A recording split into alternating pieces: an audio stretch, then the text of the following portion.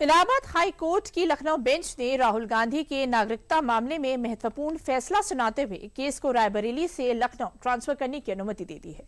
अब इस मामले की सुनवाई लखनऊ की विशेष अदालत में होगी। हाईकोर्ट ने यह फैसला क्यों लिया है, देखते हैं इस रिपोर्ट में।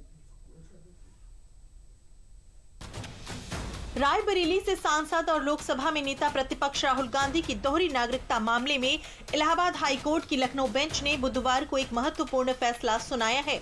फैसले के तहत रायबरेली की एमपी एमएलए कोर्ट में चल रहे केस की सुनवाई अब लखनऊ में होगी।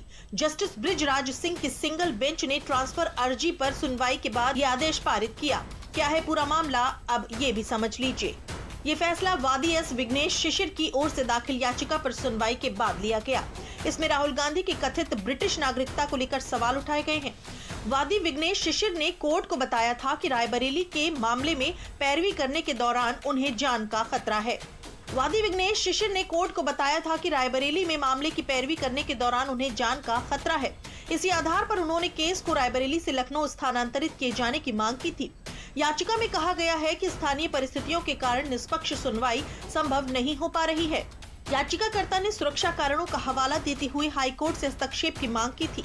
मैटर सेंसिटिव है, सेंसिटिव श्रेणी में आता है और रेडियो टू अवेयर कैटेगरी है, तो उसको किया जाए। अभी ऑर्डर जब लोड हो जाएगा उसका जो है पालन करेंगे स्टेट गवर्नमेंट, और हम लोग पे जैसे कुछ इन फ्यूचर में कुछ भी होता है उसका हम लोग कंप्लायंस करेंगे भारत सरकार।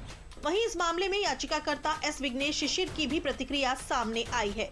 हल्ला मचा था और 200 से ज्यादा कांग्रेस के समर्थित वकील लोग, कांग्रेस के समर्थक माननीय विशेष न्यायालय एमपीएमएल न्यायालय रायबरेली के अंदर आके प्रदर्शन किए और न्यायालय का कार्रवाई होने से रोक दिया था। ये एक बार नहीं बल्कि 2-3 दिन में चला। 3 दिसंबर को भी वैसे ही हुआ, 5 दिसंबर को ऐसे ही हुआ और 12 दिसंबर को बहुत खुफिया एजेंसीज के पास इनपुट थी कि मेरे ऊपर वो जानलेवा हमला करने वाले हैं, इसलिए भारत सरकार की इंटेलिजेंस एजेंसीज की मुझे बताया।